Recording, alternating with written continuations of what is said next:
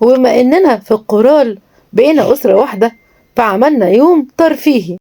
يوم ترفيهي نعمله مع بعض وباذن الله بفضل المايسترو وطبعا عزيزه ابراهيم اللي قامت بدور كبير علشان ينجح اليوم. وطبعا المايسترو اللي بيدينا البهجه والسعاده وكل حاجه. طبعا بتمنى لكم يوم جميل وسعيد ان شاء الله ويا رب ينجح علشان نكرره على طول على طول. وطبعا احنا سعداء ان معانا برضه ايمان النهارده حبيبتي. يمكن ربنا عمل كده امبارح ان احنا ناجل لان فعلا اليوم كان هيبقى غيرك وحش كده حبيبتي قلبي. طبعا كلنا سعداء باستضافه ولاد حنان لاول مره يشرفونا منورين الدنيا كلها. ان شاء الله يبقى يوم جميل جدا وسعيد وبنشكر الحاجه ام كرم لانها جابت لنا كلنا. سقفوا يا ولاد سقفوا كل سنه وكل مره. نشكر ابو يوسف. ورغم ان النهارده عيد الغطاس لكن انا صممت ان اجي اكل معاكم علشان تبقى احلى وكل سنه تبقى ذكرى طيبه يا رب.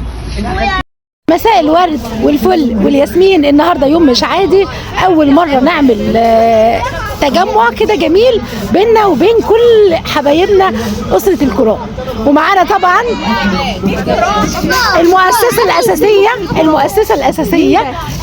الاساسيه للفكره هي والمايسترو عزيزه ابراهيم. اهم حاجه ان انتوا تكونوا مبسوطين وان احنا نتجمع مع بعض وده اهم حاجه ان شاء الله بوجودك وتعبك. واحنا بنشكرك طبعا على اليوم الجميل ده لان فعلا بصوا زي ما انتم شايفين كلهم سعداء ازاي.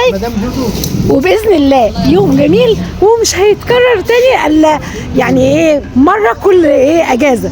وايمان طبعا معانا النهارده واحنا فرحانين بوجودها طبعا رغم اللي هي فيه، لكن صممت انها تشاركنا فرحنا وكل مره واحنا متجمعين ومعاكم فرحانين. مميزة وبجد كلنا اتبسطنا وكان يوم جميل ومميز وفرحانين بالفانوس اللي بتوزع. وكل سنة وانتم طيبين ورمضان كريم. رمضان حاجة تانية والسر في التفاصيل ده. رمضان في مصر غير الدنيا معمول بطعم لوحدكم. يلا ها رمضان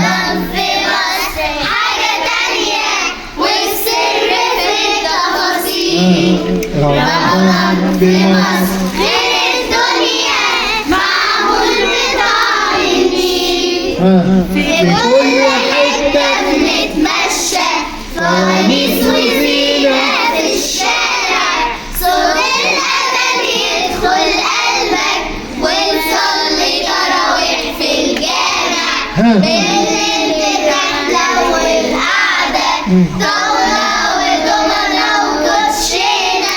والله زمان ده احنا بقالنا مدة بعيد عن بعضينا. رمضان في مصر حاجة تانية والسر في التفاصيل ده.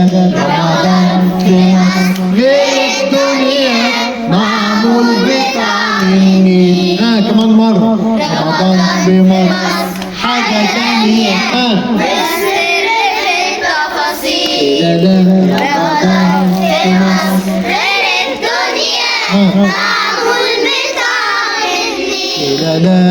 في كل حتة بنتمشى فوانيس وزينة في الشارع.